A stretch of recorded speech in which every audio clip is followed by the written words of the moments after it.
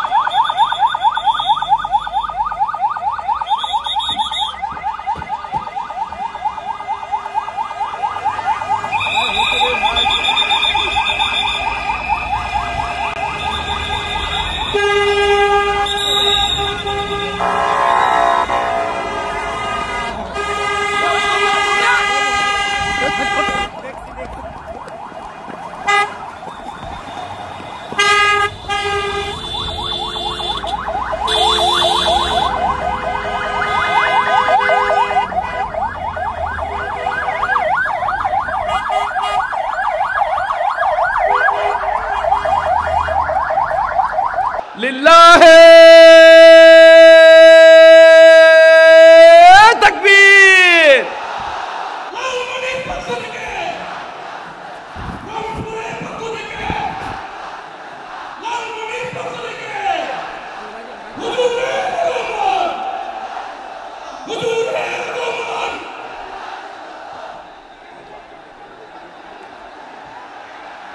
আমি একটু দেখতে চাই যে রংপুর বিভাগের কে কোন জেলা থেকে আপনারা এসেছেন। কুড়িগ্রাম থেকে কারা এসেছেন দেখি, কুড়িগ্রাম। মাশাআল্লাহ মাশাআল্লাহ। আচ্ছা, গাইবান্ধা জেলার কে আসছেন? গাইবান্ধা, হ্যাঁ মাশাআল্লাহ।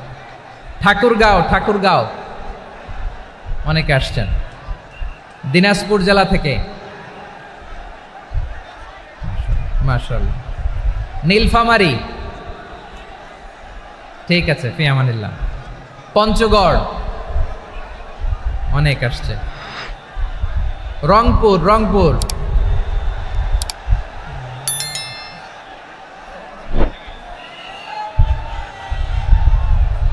মাশাআল্লাহ,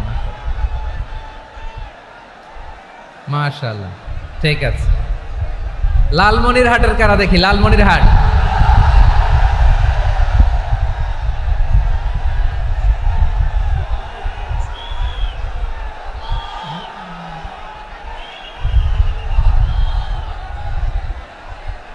মাশাআল্লাহ, মাশাআল্লাহ,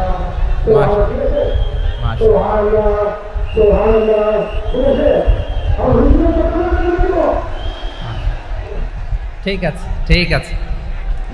আচ্ছা, এই রংপুর বিভাগের বাইরে থেকে অন্য জেলার কারা কারা আসছেন দেখি? তাও আছে অনেকে, মাশাআল্লাহ, ঠিক আছে, ঠিক আছে। আজকের প্রোগ্রামে উপস্থিত আছেন প্রধান অতিথি হিসেবে অধ্যক্ষ আসাদুল হাবিব দুলু ভাই, সাংগঠনিক সম্পাদক বিএনপি, জাতীয় নির্বাহী কমিটির সভাপতি, জেলা বিএনপি লালমনিরহাট। বিশেষ অতিথি হিসেবে আমাদের অনেক ভাইরা এসছেন, সবাইকে শুকরিয়া জানাই। সভাপতিত্ব করছেন জনাব আব্দুল হাকিম। আইন শৃঙ্খলা বাহিনী, প্রশাসন, ভলান্টিয়ার্স, শুনেছি আমি প্রায় 5,000 ভলান্টিয়ার্স আপনারা নিয়োগ দিয়েছেন। আলহামদুলিল্লাহ, আলহামদুলিল্লাহ, অনেক গোছালো প্রোগ্রাম। আমার প্রাণ ঢালা ভালোবাসা জানবেন, আমার হৃদয়ের গহীন থেকে ভালোবাসা নেবেন, শুভেচ্ছা জানবেন সবাই। ঠিক আছে, ঠিক আছে। প্রিয় ভাইরা, আমরা আর কাল বিলম্ব না করে মূল আলোচনায় চলে যেতে চাই। আজকে যে টপিকের উপর আমি কথা বলবো, টপিকটা হচ্ছে peaceful coexistence and communal harmony, শান্তিপূর্ণ সহাবস্থান এবং সাম্প্রদায়িক সম্প্রীতি। আমাদের বাংলাদেশে সাম্প্রদায়িক সম্প্রীতি আছে না নাই? আবহমান কাল থেকে আমরা মুসলিম, হিন্দু, বৌদ্ধ, খ্রিস্টান, পাহাড়ি, নৃগোষ্ঠী মিলেমিশে একাকার, আমরা সবাই মিলে বাংলাদেশ। আওয়াজ করে বলেন ঠিক কিনা? আমাদের পারস্পরিক সম্প্রীতি, ভালোবাসা, সৌহার্দ্যপূর্ণ আচরণ, বোঝাপড়া, এটা বেশ মজবুত, বেশ মজবুত। তবে মাঝে মাঝে আমাদের এই সম্প্রীতির ভেতরে অনেকে ফাটল ধরাতে চায়। আমরা যে সুখে আছি, শান্তিতে আছি, এটা অনেকের ভালো লাগে না, ঠিক কিনা বলেন? আমাদের মধ্যে সাম্প্রদায়িক সম্প্রীতি, সৌহার্দ্যপূর্ণ আচরণ, ভালোবাসা, এটা আবহমান কাল ধরে আছে। তার প্রমাণ, আমরা তাফসিরুল মাহফিলের আয়োজন করলে আমাদের হিন্দু ভাইরা ডিস্টার্ব করে না, ঠিক কিনা? এবং আমি যদি বলি হাত তোলেন, হিন্দু ধর্মের কারা কারা এসেছেন, কত শত কত হাজার যে হাত উঠবে, আপনি অবাক হয়ে যাবেন। আমি চাচ্ছি না হাত উঠাতে। খুলনাতে সর্বশেষ যে আমি প্রোগ্রাম করে গেলাম, সেখানে কয়েকশো হিন্দু ভাই আসছে আমাদের আলোচনা শুনতে, আলহামদুলিল্লাহ। অনেক বৌদ্ধরা আসে, অনেক খ্রিস্টানরা আসে। এবার সফরেও অনেক হিন্দু ভাইরা আমার সাথে দেখা করেছে, তারা বলেছে হুজুর আমরা আপনার আলোচনা শুনি, আলহামদুলিল্লাহ বলেন। So it's our responsibility to present our religion to our non-Muslim brothers and sisters. আমাদের অমুসলিম ভাই বোনদের কাছে ইসলামের সৌন্দর্য তুলে ধরা, এটা আমাদের দায়িত্ব। We all are the ambassador of Islam. আমরা প্রত্যেকে দায়িত্বশীল, আমরা প্রত্যেকে এক একজন ইসলামের অ্যাম্বাসেডর, আলহামদুলিল্লাহ বলেন। এজন্য এমনভাবে দ্য বিউটি অফ ইসলাম, ইসলামের সৌন্দর্য আমাদেরকে ফুটিয়ে তুলতে হবে, যাতে করে নন মুসলিমরা শাহাদা পড়ে, কালিমা পড়ে মুসলমান হয়ে যায়। অনেক নন মুসলিম ভাই বোন আমাদের হাতে শাহাদা পড়ে, কালিমা পড়ে মুসলমান হয়েছে, অনেক। সো আমরা যেন ইসলামের বিউটিটাকে তুলে ধরতে পারি এবং এই যে সম্প্রীতি, এটাকে যেন আমরা অটুট রাখতে পারি। আদতে আদতে বাংলাদেশের ইতিহাস বলে আমাদের দেশে কোনো দাঙ্গা নাই, আছে? লালমনিরহাটের ভাইয়ের আওয়াজ করে বলেন, আমাদের দেশে হিন্দু মুসলিম দাঙ্গা আছে? আমরা ভাই ভাই, আওয়াজ করে বলুন তো, আমরা কি ভাই ভাই? কিন্তু কিছু দুষ্ট লোক আছে, তারা আমাদের সম্পর্কের মধ্যে ফাটল ধরাতে চায়, ঠিক কিনা বলেন? মাঝে মাঝে ঝগড়া লাগাতে চায়। দেখবেন পত্রপত্রিকায় দেখা যায় বিভিন্ন ধর্মীয় উপাসনালয়গুলোতে হামলা চালানো হয়, এগুলো রাজনৈতিক উদ্দেশ্য প্রণোদিত, এগুলোর সাথে ইসলামের কোনো সম্পর্ক নাই। এজন্য এই দুর্বৃত্তদের ব্যাপারে আমাদের সাবধান থাকতে হবে। আমরা সবসময় যেমনি ঐক্যবদ্ধ, ইউনাইটেড, আমরা যদি এরকম ইউনাইটেড থাকি, এই সমস্ত দুর্বৃত্তদের কালো হাত ভেঙে দিতে আমাদের 1 ঘন্টাও লাগবে না। চিল্লায় বলো ঠিক কিনা? আমরা সংঘবদ্ধ থাকবো। এই যে আমাদের পিসফুল কোএক্সিস্টেন্স, শান্তিপূর্ণ সহাবস্থান। হিন্দুরা পূজা করে, যেদিন হিন্দুদের পূজা অনুষ্ঠান, আমরা ওই দিন তাফসির মাহফিল করি না, ঠিক কিনা বলেন? যেদিন আমাদের তাফসিরুল কোরআনের প্রোগ্রাম, ওই দিন আমাদের হিন্দু ভাইরা ডিস্টার্ব করে না। সুবহানাল্লাহ। হিন্দুদের পূজা অনুষ্ঠানে মাদ্রাসার ছাত্র যে পাহারা দেয়, গোটা বিশ্বে এরকম দৃষ্টান্ত নজির বিরল, ঠিক কিনা বলেন? আইন শৃঙ্খলা বাহিনীর পাশাপাশি মাদ্রাসার ছাত্ররা যে সেখানে পাহারা দেয়, গোটা পৃথিবীতে এই দৃষ্টান্ত আপনি পাবেন। মাদ্রাসার ছাত্ররা তারা তো কোরআনের ধারক, তারা হাদিসের ধারক, তারা কেন মন্দির পাহারা দিবে? এই সম্প্রীতিকে ধরে রাখার জন্য, এই সৌহার্দ্যকে ধরে রাখার জন্য, আমাদের পারস্পরিক ভালোবাসাকে অটুট রাখার জন্য। আওয়াজ করে বলতে হবে, ঠিক কিনা? এখন বলেন, আমাদের এই ভালোবাসা অটুট থাক, আমরা চাই কি চাই না? আমরা হিন্দু মুসলিম মিলেমিশে শান্তিপূর্ণ সহাবস্থান, সাম্প্রদায়িক সম্প্রীতি, লালমনিরহাটের ভাইয়ের আওয়াজ করে বলুন, এই সাম্প্রদায়িক সম্প্রীতি আমরা চাই কি চাই না? আল্লাহ এই দেশকে তুমি বরকতময় করো, বাংলাদেশকে তুমি শান্তিময় করো। আওয়াজ করে সবাই বলেন আমিন। এই জায়গাটাতে সামান্য একটু আওয়াজ হচ্ছিল, এটাও থেমে গেছে। আলহামদুলিল্লাহ, আলহামদুলিল্লাহ। এখন একেবারে everything is in my control. মাশাআল্লাহ। ঠিক আছে, আমি মূল আলোচনায় যাই। প্রিয় ভাইরা, আমি বলেছিলাম আমার আলোচনার বিষয় হচ্ছে শান্তিপূর্ণ সহাবস্থান, সাম্প্রদায়িক সম্প্রীতি। আমরা দেখব ইসলাম আমাদেরকে কি কি দিক নির্দেশনা দেয়। শান্ত হইতে হবে, খরগোশের কানের মতো কান দুটো আমার দিকে করে রাখেন। আমি এখনো উঠে যাব, হাত নাড়ায় লাভ নেই, আমি উঠে যাব। তাকায় থাকো আর কান খাড়া, আওয়াজ হবে না। হ্যাঁ, মাশাআল্লাহ, মাশাআল্লাহ, ঠিক আছে। আমরা দেখব যে রাসূল সাল্লাল্লাহু আলাইহি ওয়াসাল্লাম এই পিসফুল কোএক্সিস্টেন্সের জন্য আমাদের কি শিখিয়েছেন, কি কি গাইডলাইন দিয়েছেন। আমরা 1, 2, 3, 4 করে এগুলো আপনাদের সাথে শেয়ার করব। আমি আপনাদের খেদমতে সূরাতুল আনআমের 108 নম্বর আয়াত তেলাওয়াত করেছি। এখানে আল্লাহ রাব্বুল ইজ্জা ওয়াল জালাল তিনি ইরশাদ করছেন, ওয়ালা তাসুব্বুল্লাযীনা ইয়াদউনা মিন দুনিল্লাহি ফায়াসুব্বুল্লাহা আদওয়াম বিগাইরি ইলম কাযালিকা যায়্যান্না লিকুল্লি উম্মাতিন আমালাহুম সুম্মা ইলা রাব্বিহিম মারজিউহুম ফায়ুনাব্বিউহুম বিমা কানু ইয়ামালুন। রব্বুল আলামিন বলেন, গোলাম ও আমার ইমানদার বান্দারা, শোনো শোনো। ও আমার বিশ্বাসী বান্দারা, শোনো শোনো। লা তাসুব্বুল্লাযীনা ইয়াদউনা মিন দুনিল্লাহ ফায়াসুব্বুল্লাহা আদওয়াম বিগাইরি ইলম। ও আমার বিশ্বাসী বান্দারা, যারা আল্লাহকে ব্যতি রেখে, আল্লাহকে বাদ দিয়ে অন্য উপাস্যকে ডাকে, দেবীর পূজা করে, তোমরা খবরদার তাদের গালি দিও না। আওয়াজ করে বলেন, কি দিও না?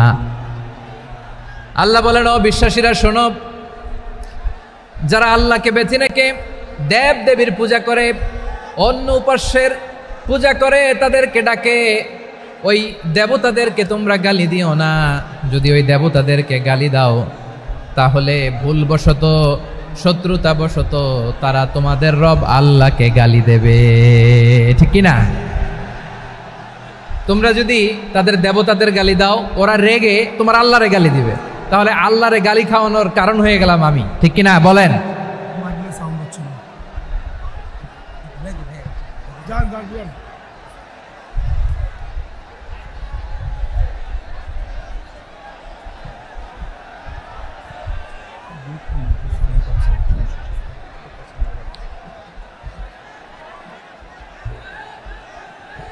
সম্মানিত ভাইয়েরা, এত বিশাল প্রোগ্রাম, মাইকের একটা সেটআপ থাকে, তারগুলো অনেক সময় নড়ে যায়, ধাক্কা ধাক্কিতে ডিসপ্লেস হয়, একটু ঝামেলা হবে।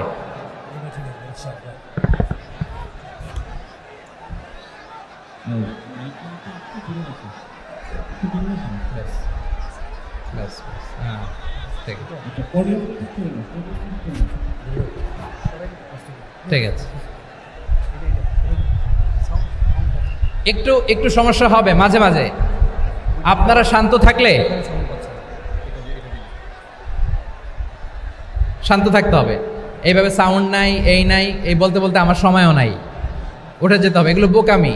এই বিভাগীয় প্রোগ্রামগুলোতে যাই, চিৎকার চেঁচামেচি করে তোমরা আসো, সময় শেষ আমাকে উঠে যেতে হয়। আমরা তো বঞ্চিত হলাম। গুরুত্বপূর্ণ অনেক কথা শোনাবো তোমাদের, অনেক। প্রিয় ভাইরা, আপনারা শান্ত হয়ে বসুন, শান্ত হয়ে। রব্বুল আলামিন বলেন, খবরদার বিশ্বাসীরা, আল্লাহ ছাড়া যারা অন্যান্য উপাস্যদেরকে ডাকে, দেবতাদেরকে ডাকে, তাদেরকে তোমরা গালি দিও না। ওই সমস্ত দেবতাদেরকে যদি তোমরা গালি দাও তাহলে তারা আল্লাহকে গালি দিবে, ঠিক কিনা বলেন? আমরা দেবতাদের গালি দিলে ওরা আল্লাহকে গালি দিবে। রব্বুল আলামিন বলেন, খবরদার দেবতাদেরকে গালি দিও না, তাহলে ওরা তোমার রব আল্লাহরে গালি দেবে। প্রতিটি জাতির জন্য তাদের কাজকে আমি আল্লাহ সুশোভিত করে রেখেছি, তারা সবাই একদিন আমার কাছেই ফিরে আসবে। এরপর আমি রব্বুল আলামিন তাদের আমলনামা তাদেরকে জানিয়ে দেব। সুবহানাল্লাহ পড়ে। প্রিয় ভাইয়েরা, আল্লাহ তাআলা বলেছেন খবরদার গালি দিও না। আদেশটা কার? আওয়াজ করে বলেন তো। হিন্দুদের দেবতা দেবদেবীদেরকে গালি দেওয়া যাবে না। আওয়াজ করে বলুন প্রিয় ভাইয়েরা, এই আদেশটা কার? এই আপনাদের গলার আওয়াজ।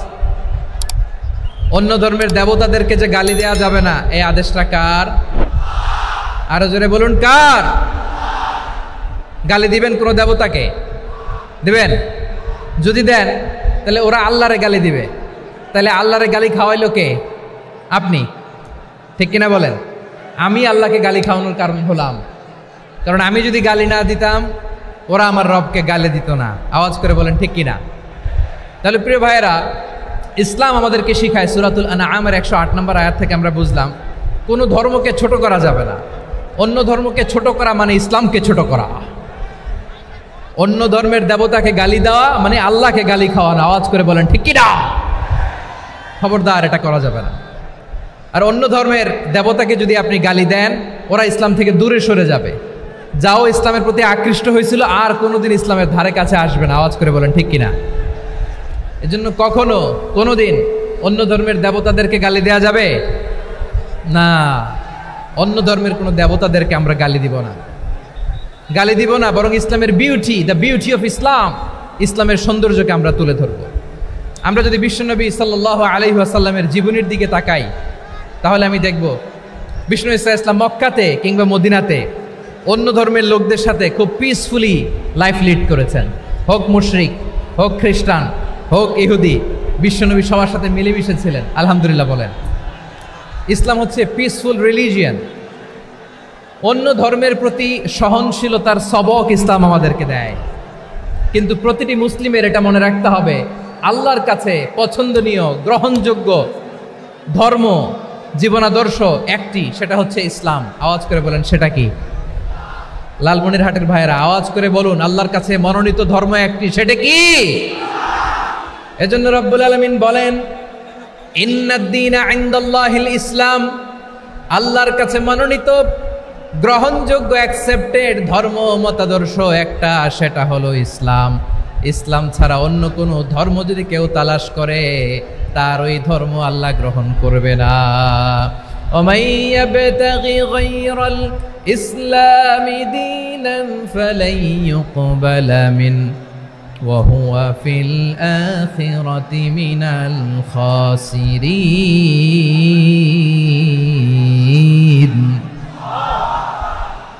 Whoever seek anything except Islam, that won't be accepted from him, and he will be loser in the day of judgment. কিয়ামতের দিন ইসলাম ছাড়া কেউ যদি অন্য কোনো ধর্ম তালাশ করেছে দুনিয়াতে, তার এই মতাদর্শ গ্রহণ করা হবে না। and he will be loser, সে হবে লুজার, ক্ষতিগ্রস্ত, হাই হাই কোম্পানির ম্যানেজার। ওর আমও শেষ, সালাও শেষ। আওয়াজ করে বলেন ঠিক কি না? এজন্য ইসলাম পেয়ে আমরা খুশি না বেজার? প্রত্যেক নামাজ শেষে আমরা আল্লাহরে বলি, আল্লাহ রাদিতু বিল্লাহি রাব্বা ওয়া বিল ইসলামি দীনা ওয়া বি মুহাম্মাদিন নাবিয়ান ওয়া রাসূলা। ও আল্লাহ, তোমারে রব হিসেবে পেয়ে আমরা খুশি। ও আল্লাহ, ইসলামকে ধর্ম হিসেবে পেয়ে আমরা খুশি। বিশ্বনবীকে আমাদের রাসূল পেয়ে আমরা খুশি। ঠিক কিনা বলেন? ইসলাম ছাড়া অন্য কোনো ধর্ম আমরা গ্রহণ করব না। ঠিক কিনা বলেন? আল্লাহর কাছে অ্যাকসেপ্টেড রিলিজিয়ান একটা, সেটা ইসলাম।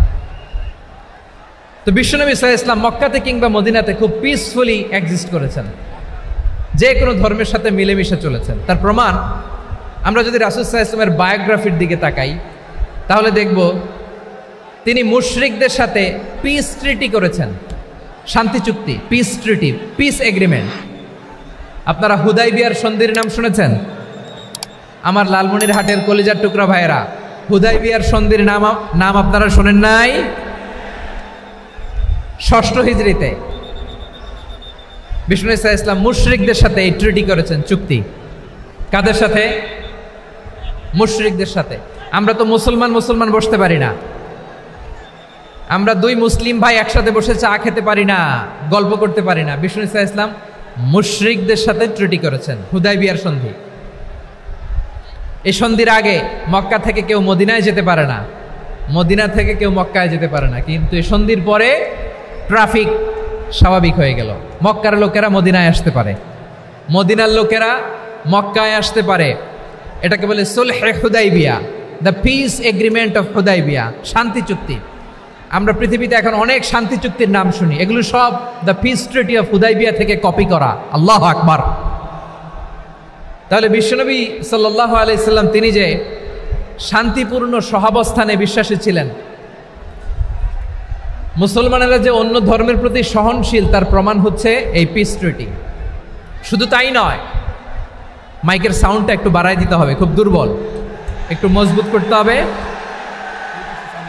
আর একটু ক্লিন করতে হবে, আর সবগুলা জায়গায় সাউন্ড যাচ্ছে কিনা একটু ক্রস চেক করতে হবে। হ্যাঁ, পাবেন দিচ্ছে mic operator, he is trying his level best, দিচ্ছে। মাইক অপারেটর যিনি আছেন, প্রতিটি জায়গায় প্রতিটি সাউন্ড বক্সে যেন আওয়াজ পাওয়া যায়, একটু ক্রস চেক করেন, সাউন্ডটাকে একটু স্ট্রং করে দেন। হ্যাঁ, ঠিক আছে, মাশাআল্লাহ। এদিকে তাকান, এদিকে। মক্কার পার্ট গেল, পিস এগ্রিমেন্ট করলেন, শান্তি চুক্তি। বিষ্ণু ঈসা ইসলাম মদিনায় যে কি করলেন? মদিনায় যে বিষ্ণু ঈসা ইসলাম মদিনা চার্টার করলেন, মদিনা সনদ, সাহিফাতুল মদিনা, এটার বলে মদিনা চার্টার। যে ওয়েস্টে, ইউরোপে, আমেরিকাতে তারা অনেক চার্টার করে, এই সব চার্টার মদিনা চার্টার থেকে কপি করা। আওয়াজ করে পড়েন সুবহানাল্লাহ। বিষ্ণু ঈসা ইসলাম মদিনায় গেলেন, মদিনাতে মুসলিম, মুশরিক, ইয়াহুদি, এই 3 ধর্মের লোক মিলে সব স্টেক হোল্ডার যারা আছে সবাইকে নিয়ে বিষ্ণু ঈসা ইসলাম মদিনা চার্টার করলেন, মদিনা সনদ। পড়েন সুবহানাল্লাহ। শুধু তাই নয়, মক্কাতে বিশ্বনবী পিস এগ্রিমেন্ট করলেন, শান্তি চুক্তি মুশরিকদের সাথে। মদিনাতে যে বিশ্বনবী মদিনা চার্টার করলেন, মদিনা সনদ করলেন ইহুদিদের সাথে। আবার মদিনাতে বিশ্বনবী ইহুদিদের সাথে পিস ডায়ালগ করলেন, ইন্টারফেথ ডায়ালগ করলেন, আন্তধর্মীয় সংলাপ করলেন। যেই সংলাপের মূল ভিত্তি ছিল তাওহীদ। মূল ভিত্তি ছিল কি? তাওহীদ।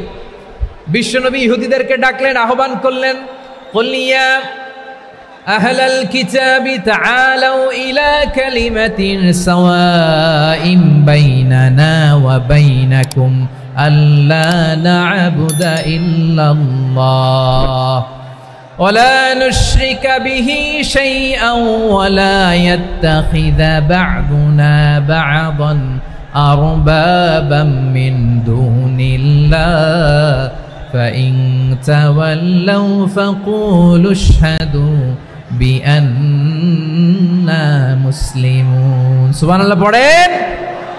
বিশ্বনবী মদিনার ইহুদিদের ডেকে বললেন, ও ইহুদিরা, শোনো শোনো, আসো এমন একটা আদর্শের প্রশ্নে আমরা একত্রিত হই, যে আদর্শের প্রচার তোমাদের নবীরাও করেছে, আমিও করি, যে আদর্শের কথা তোমাদের পবিত্র ধর্মগ্রন্থগুলোতে আছে, আমার কোরআনেও আছে। সেটা হলো তাওহীদ। আমরা এক আল্লাহ ছাড়া কারো ইবাদত করব না, আল্লাহর সাথে কাউরে শরীক করব না, আল্লাহ ছাড়া কাউরে রব মানব না। পড়েন সুবহানাল্লাহ। তাহলে আমার প্রিয় লালমনিরহাটের ভাইরা, মদিনাতে যেয়ে তিনি মদিনা চার্টার করলেন, মদিনা সনদ, পিস ডায়ালগ করলেন, শান্তির সংলাপ, ইন্টারফেথ ডায়ালগ করলেন, আন্তধর্মীয় সংলাপ, যার ভিত্তি ছিল তাওহীদ। সুবহানাল্লাহ পড়েন। তাহলে অন্য ধর্মের প্রতি সব সময় ইসলাম সহনশীল, টলারেন্স। যদি আপনি দেখতে চান ইসলামের নবী বিশ্বনবীর দিকে তাকান, ঠিক কিনা বলেন? আমরা তো সংখ্যালঘুদের রাইটস প্রোটেক্ট করার জন্য কত আইন বানাই, কত বৈঠক করি, কত সংবাদ সম্মেলন করি। বিষ্ণু সাল্লাল্লাহু আলাইহি ওয়াসাল্লাম সংখ্যালঘুদের রাইটসের ব্যাপারে, অধিকারের ব্যাপারে যে কথা বলেছেন, শুনলে আপনি অবাক হয়ে যাবেন।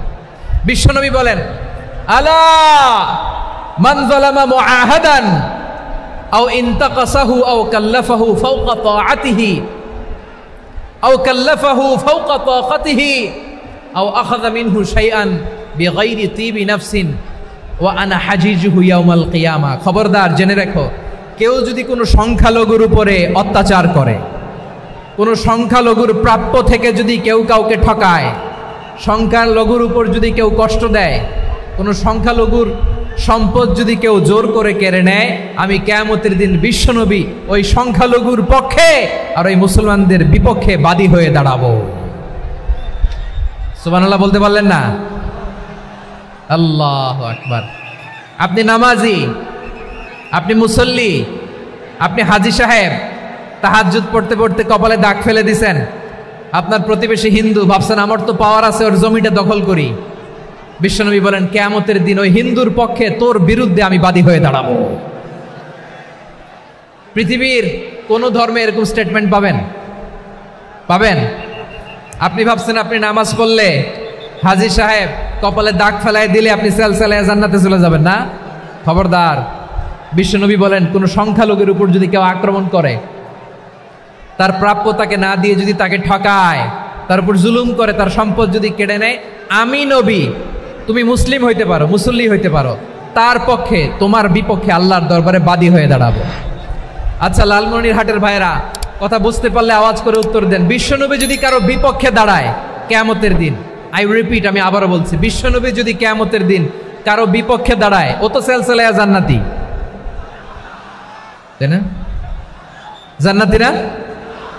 যে নবীর সুপারিশ ছাড়া জান্নাতের গেটও দেখা যাবে না, ওই নবী যদি বলে তোর বিপক্ষে আমি বাদী হয়ে দাঁড়াবো, ওই জান্নাতে আর ঢোকার কোনো সুযোগ আমাদের থাকবে? এখানেই শেষ না আমার প্রিয় লালমনিরহাটের ভাইয়েরা, এখানেই শেষ নয়। বিশ্বনবী বলেন, মান কাতালা মুআহাদান, বুখারীর বর্ণনা, মান কাতালা মুআহাদান লাম ইয়ারাহ রাইহাতাল জান্নাহ। কেউ যদি, কোনো মুসলিম যদি অন্যায়ভাবে কোনো সংখ্যালঘুকে হত্যা করে, কোনো হিন্দুকে হত্যা করে, কোনো বৌদ্ধরে হত্যা করে, অন্যায়ভাবে কোনো মুসলিম যদি কোনো সংখ্যালঘুরে হত্যা করে, জান্নাতে যাওয়া তো দূরের কথা, ওই মুসলিম জান্নাতের ঘ্রাণও পাবে না। সেই বুখারীর বর্ণনা, মান কাতালা মুআহাদান লাম ইয়ারাহ রাইহাতাল জান্নাহ ওয়া ইন্না রিহাহা লা ইউজাদু মিন মাসিরাতি 40 আমা। যে জান্নাতের ঘ্রাণ 40 বছর দূরের রাস্তা থেকেই পাওয়া যায়। সুবহানাল্লাহ পড়েন। প্রিয় ভাইরা, এখান থেকে জান্নাতে পৌঁছতে লাগবে 40 বছর। এত দূর, কত বছর? সবাই বলেন, কত বছর? এখান থেকে জান্নাতে পৌঁছতে লাগবে 40 বছর। এত দূরে থাকতেই জান্নাতের ঘ্রাণ আপনার নাকে এসে ধাক্কা মারবে। বিষ্ণুই বলেন, যে ব্যক্তি কোনো সংখ্যালঘুকে হত্যা করে, জান্নাতের ঘ্রাণ তো পাবেই, জান্নাতে তো ঢুকতে পারবেই না, জান্নাতের ঘ্রাণও তার নাকে লাগবে না। পড়েন না আউযুবিল্লাহ। তাহলে সংখ্যালঘুদের ব্যাপারে ইসলামে অধিকার দেয়া আছে না নাই? লালমনিরহাটের ভাইয়ের আওয়াজ করে বলেন, আমার সংখ্যালঘু হিন্দু ভাইদের রাইটস, অধিকার আমাদের ইসলামে প্রোটেক্টেড আছে না নাই? এখানেই শেষ না। বিষ্ণু ইসলাম আপনার অমুসলিম প্রতিবেশীর সাথে ভালো আচরণ করতে বলেছে। আমাদের হয় না, এটা মুসলিম পাড়া, ওটা বৌদ্ধ পাড়া, হয় না? অনেক সময় হয় না, এটা আমাদের মুসলিম পাড়া, ওইটা হিন্দু পাড়া, এরকম আছে না নাই? লালমনিরহাটে নাই না? আছে? হিন্দু যদি আপনার প্রতিবেশী হয়, কি করবেন? ওর কষ্ট দিবেন নাকি? কেন? ও তো হিন্দু, ও তো আমার আল্লাহরে ডাকে না, ওরা কষ্ট দিলে জায়েজ হবে না? খবরদার। বিষ্ণু ইসলাম বলেন, মান কানা ইউমিনু বিল্লাহ ওয়াল ইয়াউমিল আখির ফালিউকরিম জারাহ। যে আল্লাহ বিশ্বাস করে আর আখিরাতে বিশ্বাস করে, সেজন্য প্রতিবেশীর সাথে ভালো আচরণ করে। সুবহানাল্লাহ। কলিজা জুড়ায় যায় না আমার নবীর কথাগুলো শুনলে? যে আল্লাহ বিশ্বাস করে, যে আখিরাতে বিশ্বাস করে, সেজন্য প্রতিবেশীর সাথে ভালো আচরণ করে। এখানে বলছে মুসলিম প্রতিবেশী, বলছে নামাজি প্রতিবেশী বলছে? আল্লাহওয়ালা প্রতিবেশী বলছে? না। প্রতিবেশী আস্তিক হোক নাস্তিক হোক, প্রতিবেশী মুমিন হোক মুশরিক হোক, প্রতিবেশী হইলেই তার সাথে ভালো আচরণের দরকার আছে না নাই? আমার প্রিয় লালমনিরহাটের ভাইয়েরা, বিষ্ণু ইসা ইসলাম ওনার ইহুদি প্রতিবেশীদের দেখাশোনা করতেন। আওয়াজ না শোনা যাক, আমারও তো দেখা যায়, তাকায় থাকেন, তাকায় থাকলে সওয়াব হবে। কোরআনের কথা যেখান থেকে হয় এদিকে তাকায় থাকলেই বরকত। তাকায় থাকেন। জি জি, মাইক, আমি তো আর মাইক ঠিক করতে আসি না এদিকে, এই মাইক ঠিক করব ওই মাইক ঠিক করব, ওদিকে পাইলট বলবে হুজুর চলে আসেন। জি বসুন বসুন, মাশাআল্লাহ, হ্যাঁ খুব শান্ত, ঠিক আছে। পুলিশ ভাইরা না খেয়ে দিনরাত আপনারা যাতে সুশৃঙ্খল একটা প্রোগ্রাম উপহার পান এটাই চেষ্টা করতেছে, আপনাদেরকে কষ্ট দিতে আসে নাই, একটু একটু সহযোগিতা করেন। জি মাশাআল্লাহ, হ্যাঁ ঠিক আছে। আমার প্রিয় ভাইরা, প্রতিবেশী আস্তিক হোক নাস্তিক হোক, মুসলিম হোক হিন্দু হোক, তার সাথে ভালো আচরণ করতে হবে। বিষ্ণু ইসা ইসলাম ওনার ইহুদি প্রতিবেশীর বাসায় যেতেন। কোন প্রতিবেশী? ইহুদি। আওয়াজ করে বলেন, কোন প্রতিবেশী? ইহুদি। এক ইহুদি কিশোর বিষ্ণু ইসা ইসলামের খেদমত করতে, ইহুদি ছেলে আমার নবীর খেদমত করতো, তারা ছিল নবীর প্রতিবেশী। তো অনেক দিন হয় ইহুদি ছেলেটা আসে না। বিষ্ণুনবী খোঁজ দিলেন, ঘটনা কি? একটা ইহুদি ছেলে না আমার খেদমতে আসতো, ছেলেটা কই? খোঁজ নিয়ে জানলেন ছেলেটা অসুস্থ। বিষ্ণু ইসা ইসলাম ওই ইহুদির বাড়িতে চলে গেলেন ওই ছেলেটাকে দেখা করার জন্য, ভিজিট করার জন্য। সুবহানাল্লাহ পড়বেন না? গেলেন, যে দেখে ইহুদি ছেলেটা মুমূর্ষ, জান যায় যায় ভাব, বিছানায় পড়ে আছে, তার বাবা দাঁড়ানো। বিশ্বনবী তার মাথার পাশে বসলেন, মাথায় হাত বুলিয়ে দিলেন, আর ছেলেটাকে বললেন আসলিম, হে ইহুদি ছেলে আসলিম, ইসলাম ধর্ম গ্রহণ করো। তো ছোট্ট ছেলে ভাবে আমরা ইহুদি, এখন ইসলাম ধর্ম গ্রহণ করলে আব্বা যদি বকা দেয়, ফানাযারা ইলা ওয়াজহি আবি, ছেলেটা তার বাবার চেহারার দিকে তাকালো, দেখি আব্বা কি কয়। আব্বা যদি বলে তাইলে ইসলাম ধর্ম গ্রহণ করবে। ইহুদি ছেলেটা তার বাবার দিকে যখন তাকালো, ওর বাবা বলে আতি আবুল কাসিম, আবুল কাসিম যা বলে তাই করো। আবুল কাসিম হচ্ছে বিষ্ণু ইসা ইসলামের একটা কুনিয়াত, উপনাম। আমার রাসূলের বড় ছেলের নাম ছিল কাসেম। যেমন দেখবেন আমাদের এলাকায় কারো ছেলের বড় ছেলের নাম যদি হয় আব্দুল্লাহ, এরা আব্দুল্লাহর বাপ বলে ডাকে। কারো বড় মেয়ের নাম যদি হয় ফাতেমা, এরা কি ডাকে? ফাতেমার বাপ বলে না? তো বিষ্ণু ইসা ইসলামের বড় ছেলের নাম ছিল কাসেম। ইহুদি বাবা বলল আতি আবুল কাসেম, আবুল কাসেম যা বলে তাই শোনো, মানে মোহাম্মদ যা বলে তাই শোনো। এই কথা শুনে ছেলে সাহস পাইছে, ছেলে আবার পড়তে আরম্ভ করলো আশহাদু আল্লাহ ইলাহা ইল্লাল্লাহ ওয়া আশহাদু আন্না মুহাম্মাদার রাসূলুল্লাহ, পড়েন আল্লাহু আকবার। বিশ্বনবীর আহ্বান শুনে ওই আহ্বানে সাড়া দিয়ে ইহুদি ছেলে শাহাদা পড়ে মুসলমান হয়ে গেল। তার হৃদয়টারে ইমানের নূর দিয়ে আলোকিত করে দিল কে?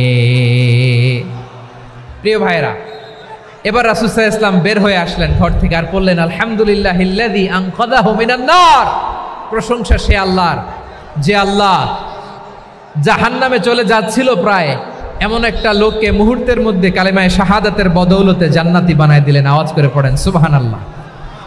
এই হাদিস থেকে আমরা কি শিখলাম? What is the moral of the story? এক নম্বর স্টোরি হলো, প্রতিবেশী ইহুদি হোক হিন্দু হোক, যাবেন, সুসম্পর্ক রাখবেন, উপহার দিবেন, বিপদে পাশে দাঁড়াবেন, তাইলেই তো আপনাদের প্রতি, মুসলমানদের প্রতি তারা আকৃষ্ট হবে, ঠিক কিনা বলেন? আপনি যদি হিন্দুদের সাথে বৌদ্ধদের সাথে নাই মিশেন, নাস্তিকের কাছে নাই যান, তো ইসলামের সৌন্দর্যটা ওরা বুঝবে কেমনে? আমার অনেক হিন্দু পরিচিত ভাই আছে, ওরা আমাদের ইফতারির প্রোগ্রামে এসে একসাথে ইফতারি করে। অনেক মদখোর আমার সাথে বসে একসাথে ডিনার করে, হাফ প্যান্ট পরা, গলায় স্বর্ণের চেইন, হাতে স্বর্ণের ব্রেসলেট, আইসা আমার সাথে ডিনার করছে, আছে এরকম। গাঁজাখোর, আমি বলি আসো, welcome welcome to my dinner, আসো বসো, বসলেই তো আমি ওর ডিএনএ, চিন্তার ডিএনএ চেঞ্জ করে দেওয়ার সুযোগ পাবো, চিল্লায় বলো ঠিক কিনা? আসতে হবে আমার কাছে। Our door is open, the door of Islam is open 24/7। সব সময় আমাদের ইসলামের দরজা আমার অমুসলিম ভাইদের জন্য খোলা আছে না নাই?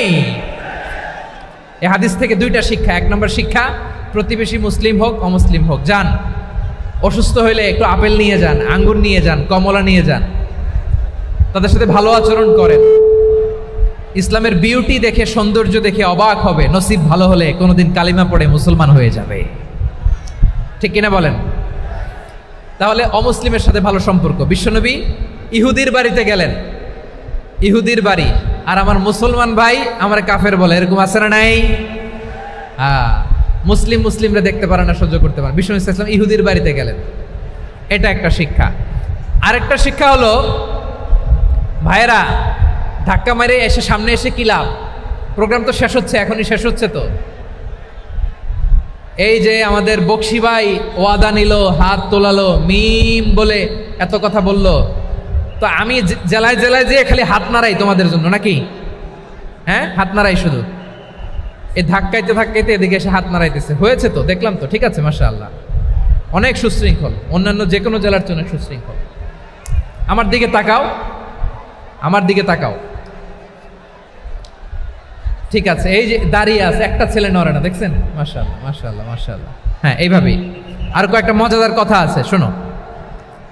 এই হাদিস থেকে আমাদের শিক্ষা হলো, আমার প্রতিবেশী যেই ধর্মের হোক আমি সম্পর্ক রাখবো। অসুস্থ হলে যাব, কি বলেন ভাইরা? যাবেন না? যাবেন না আপনারা? আচ্ছা, 2 নম্বর শিক্ষা হলো, বিষ্ণু ইসলামের খাদেম ছিল ইহুদি, এতদিন খেদমত করলো, একদিনও বিশ্বনবী ওরা কালিমার দাওয়াত দেয় নাই। কারণ কি? বিশ্বনবী একটা ভালো সময়ের অপেক্ষা করতেছিলেন, প্রপার টাইমিং। দায়ীর কাজ হচ্ছে দায়ী ইলাল্লাহ, সে হচ্ছে সুযোগ সন্ধানী। দায়ী সুযোগ খোঁজে, কখন দাওয়া দিলে ব্যাটে বলে হবে, ঝোপ বুঝে কোপ মারে, ঠিক কিনা বলেন? বিষ্ণু ইসলাম ভালো সময়ের অপেক্ষা করতেছিলেন, দেখি ভালো সময় আসুক আসুক আসুক আসুক। আস্তে আস্তে এমন সময় আসছে, ছেলে এবার মুমূর্ষ। অসুস্থ ব্যক্তির হৃদয় অত্যন্ত নরম থাকে, হসপিটালে যখন কেউ যায় তার হৃদয়টা বড্ড নরম থাকে, মৃত্যুর ভয়ে তার অন্তরটা নরম থাকে, ঠিক কিনা বলেন? এই প্রপার টাইমিং এর অপেক্ষা করতেছিলেন। যখনই টাইমিং পেয়েছেন, দাওয়াত দিলেন, পড়ো লা ইলাহা ইল্লাল্লাহ, সুবহানাল্লাহ পড়েন সবাই। তাহলে ইসলাম অমুসলিম প্রতিবেশীর সাথে ভালো আচরণ করতে বলে। ইসলাম অমুসলিম মাতা পিতার সাথেও ভালো আচরণ করতে বলে। মাতা পিতা যদি অমুসলিম হয়, তারা ফেলে দিতে পারবেন? পারবেন? আমার লালমনিরহাটের ভাইয়েরা, অনেক হিন্দু ছেলে আমাদের হাতে শাহাদা পড়ে মুসলিম হয়, কিন্তু ওর মা মুসলমান হয় নাই, বাবাও হয় নাই, এরকম আছে না নাই? তো ও হয়েছে মুসলিম, মা বাপ হিন্দু, এখন মা বাপ কি বাদ? হ্যাঁ, মা বাপ বাদ দেয়া যাবে? যেই মা আপনারে 9 মাস 8 মাস পেটে ধারণ করলো, আপনার মায়ের নার ছেঁড়া ধন, আপনি ওই মারে বাদ দিতে পারবেন? যেই মায়ের বুকের তাজা দুধ খেয়ে আপনি আজকে বাড়ন্ত তাজা তরতাজা, ওই মারে বাদ দেয়া যাবে? মায়ের এক ধারে দুধের দাম, কাটিয়া গায়ের চাম, পাপোশ বানাইলেও ঋণের শোধ হবে না, এমন দরদি ভাবে কেউ হবে না আমার মাগো। মায়ের এক ধারে দুধের দাম, কাটিয়া গায়ের চাম, পাপোশ বানাইলেও ঋণের শোধ হবে না, এমন দরদি ভাবে কেউ হবে না আমার মাগো, ঠিক কিনা? মাকে তো বাদ দেওয়া যায় না। وَقَضَى رَبُّكَ أَلَّا تَعْبُدُوا إِلَّا إِيَّاهُ وَبِالْوَالِدَيْنِ إِحْسَانًا।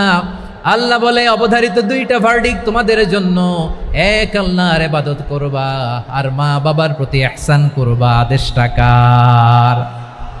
মা বাবার প্রতি ইহসান করতে হবে। আমার মা হিন্দু হোক, ভালো আচরণ করতে হবে, বৌদ্ধ হোক, ভালো আচরণ করতে হবে। আমার যে সমস্ত হিন্দু ভাইয়েরা মুসলিম হয়েছে, তোমাদের মা বাবা এখনো মুসলমান হয় নাই, তাদের সাথে ভালো আচরণ করতে হবে। আপনাদের খেদমত নিজে করতে হবে, অথবা খেদমতের ব্যবস্থা করাই দিতে হবে। মান্থলি যে খরচ লাগে এটা দিতে হবে। আরে তুমি এখন মুসলিম, তোমার মা বাবা হিন্দু, এখনই তো সুযোগ ইসলামের সৌন্দর্য দেখানো। এখন মা বাবা যদি দেখে, আরে এটা হিন্দু থাকতে তো বদমাইশ ছিল, বেয়াদব ছিল, কি এমন ধর্ম সে গ্রহণ করলো যেটা গ্রহণের সাথে সাথে সে পাল্টে গেল? কি এমন ধর্ম সে গ্রহণ করেছে যেটা তার জীবনকে আলোকিত করে দিয়েছে? নসিব ভালো হইলে তারাও কালিমা পড়ে মুসলমান হয়ে যাবে। বিষ্ণু ইসলামের স্ত্রীর নাম ছিল আয়েশা রাদিয়াল্লাহু তাআলা আনহা, আবু বকর রাদিয়াল্লাহু তাআলা আনহুর মেয়ে। আবু বকর রাদিয়াল্লাহু তাআলা আনহুর আরেক মেয়ের নাম হচ্ছে আসমা। কি নাম? দুজনই আবু বকর রাদিয়াল্লাহু তাআলা আনহুর মেয়ে, আসমা আর আয়েশা। নাম দুইটা কেমন লাগে? আসমা নামটা কেমন লাগে? আয়েশা নামটা কেমন লাগে? সবার ভালো লাগে নাই? নাম দুটো আপনাদের ভালো লাগে? লালমনিরহাটে অনাগত যদি কন্যা সন্তান হয়, যদি মনে চায় আসমা রেখে দিতে পারবেন, যদি মনে চায় আয়েশা রেখে দিয়েন। দেশে বিদেশে এয়ারপোর্টে রাস্তাঘাটে শুধু বলে হুজুর একটা নাম দেন, আমার ছেলের একটা নাম দেন, মেয়ের একটা নাম দেন। তো আমার মনে আছে যশোরের আদ্দিনের মাহফিলে আমি একটা দুইটা নাম দিয়েছিলাম। আজকে লালমনিরহাটের এই প্রোগ্রামে কন্যা সন্তান যদি হয় দুটা নাম দিলাম, আসমা কিংবা আয়েশা। ইনশাআল্লাহ পড়েন। দুজন বোন, এক মায়ের না, বাবা এক মা দুইজন। আয়েশা রাদিয়াল্লাহু তাআলা আনহার মায়ের নাম উম্মে রুমান, আর আসমা রাদিয়াল্লাহু তাআলা আনহার মায়ের নাম কুতাইলা বিনতে আব্দুল উজ্জা। আবু বকর রাদিয়াল্লাহু তাআলা আনহু 4টা বিয়ে করেছিলেন। তো একই ঘটনা ঘটেছে এই ফ্যামিলিতে। আসমা ইসলাম ধর্ম গ্রহণ করে মুসলিমা, কিন্তু তার মা কুতাইলা মুশরিকা। আই রিপিট, বোঝার জন্য আমি আবারও বলি, আসমা রাদিয়াল্লাহু তাআলা আনহা মুসলিমা, আর আসমার মা কুতাইলা, আওয়াজ করে বুঝে থাকলে বলেন, আসমার মা মুশরিকা। তার মানে মেয়ে মুসলিম, মা অমুসলিম। ভেজাল আছে না নাই? কিন্তু কুতাইলা আর ধৈর্য ধারণ করতে পারে না। নার ছেড়া ধন, কলিজার টুকরা ধন, কলিজার টুকরা সন্তান আসমারে দেখতে বড্ড মন চায়। সাইয়েদনা আসমা রাদিয়াল্লাহু তাআলা আনহা মক্কা থেকে হিজরত করে মদিনায় চলে গেলেন। হুদাইবিয়ার পর যখন মক্কা মদিনার ট্রাফিক স্বাভাবিক হলো, মক্কার লোক মদিনায় যায়, মদিনার লোক মক্কায় আসে। কুতাইলা কলিজার টুকরা সন্তান আসমারে দেখার জন্য কিছু উপহার নিয়ে বিশাল মরুপথ পাড়ি দিয়ে মক্কা থেকে মদিনায় যায়। সুবহানাল্লাহ বলেন। এখন মা আসছে মেয়ের সাথে দেখা করতে, মেয়ে তো আর দেখা দেয় না। মেয়ে ভাবছে আমার মা তো মুশরিকা, অপবিত্রা, তার সাথে কি দেখা দেয়া যাবে? বিশ্বনবীর দরবারে চলে গেলেন। সুবহানাল্লাহ বলেন। কি সৌভাগ্যবান ছিল তারা, মাসলা জানার দরকার হলেই নবীর দরবারে চলে যেত। ঘরে বউয়ের সাথে ঝগড়া হলে নবীর দরবারে চলে যেত। অনেক সাহাবী বলে আমার পেটে ক্ষুধা লাগলো আমি নবীর কাছে চলে যেতাম, কারণ নবীর চেহারার দিকে তাকালেই আমার পেটের ক্ষুধা মিটে যেত। সাইয়েদনা আসমা রাদিয়াল্লাহু তাআলা আনহা বিশ্বনবীর কাছে চলে গেলেন, যে বললেন ইয়া রাসূলুল্লাহ ইয়া হাবিবাল্লাহ ইন্না উম্মি কাদিমাতুন ইলাইয়া ওয়া হিয়া রাগিবা। আমার মা মক্কা থেকে অনেক দূর মরুর পথ পাড়ি দিয়ে উপহার সামগ্রী নিয়ে মদিনায় আমার সাথে দেখা করতে এসেছে গো নবী। আমার জানতে বড্ড ইচ্ছে হয় আমি আমার মুশরিকা মাখা করতে পারবো কিনা। আফা আসিলুহা, আগে যেমনি আমি আমার মায়ের সাথে ভালো আচরণ করতাম, যেমনি আমি আমার মায়ের সাথে সদাচরণ করতাম গো নবী, এখন আমি মুসলিমা, মা মুশরিকা, এখনো কি আগের মতো সদাচরণ করতে পারবো নাকি? বিশ্বনবী বললেন নাম সিলিহা, হ্যাঁ রে আসমা, অবশ্যই অবশ্যই, আগে ঠিক যেমন তুমি তোমার মায়ের সাথে ভালো আচরণ করতে, এখনো তেমনি আগের মতো ভালো আচরণ করবা। আওয়াজ করে পড়েন সুবহানাল্লাহ। কি ইসলাম আমরা পেয়েছি! কত ব্রড মাইন্ডেড আমাদের ইসলাম, কত ওপেন মাইন্ডেড ইসলাম, কত ওপেন আপ করতে পারে, চিন্তা করতে পারেন। বিষ্ণু বললেন হ্যাঁ অবশ্যই, নাম সুলিহা, আগে যেমনি ভালো আচরণ করছো আসমা, এখন ওইরকমই করো, পারলে আরো বাড়ায় করো। সুবহানাল্লাহ বলেন। তাহলে আমার যে হিন্দু ভাইয়েরা, হিন্দু বোনেরা, ইমানের বদৌলতে দৌলতে আপনি ধন্য হয়েছেন, আপনার আম্মা আব্বা এখনো মুসলমান হয় নাই, তাদের জন্য দোয়া করেন, তাদের জন্য দোয়া করেন, আল্লাহ যেন তাদেরকেও ইমানের দৌলত দান করে। আমরা সবাই পড়ি আমিন, আরো জোরে পড়েন আমিন। এখন বলেন, ইসলাম কি ন্যারো মাইন্ডেড রিলিজিয়ান না ব্রড মাইন্ডেড? লালমনিরহাটের যুবক ভাইরা আওয়াজ করো, ইসলাম কি ন্যারো মাইন্ডেড না ব্রড মাইন্ডেড? কতটা ব্রড মাইন্ডেড দেখেন। বিশ্বনবী সাল্লাল্লাহু আলাইহি সাল্লাম অমুসলিমরা যদি নবীকে উপহার দিত, ওই উপহারও বিশ্বনবী গ্রহণ করতেন। সুবহানাল্লাহ পড়েন। আপনার অমুসলিম বন্ধু যদি উপহার দেয় সেটাও আপনি নিতে পারবেন, যেটা নেওয়া জায়েজ। কিন্তু আপনার বন্ধু যদি আপনার মদের বোতল দেয়, নিতে পারবেন? হ্যাঁ, মদের বোতল দিলে পারবেন না। আপনার বন্ধু যদি আপনার পর্ক দেয়, পর্ক, শুকরের গোশত মিশ্রিত কোনো খাবার, ওটা নিতে পারবেন না। হালাল যে কোনো জিনিস নিতে পারবেন। বিশ্বনবী সাল্লাল্লাহু আলাইহি ওয়াসাল্লাম অমুসলিমদের দেয়া হাদিয়া গ্রহণ করতেন। কেমন নবী ছিলেন? আমার নবীরে চিনে নেন, আমার নবীর অ্যাটিটিউড জেনে নেন।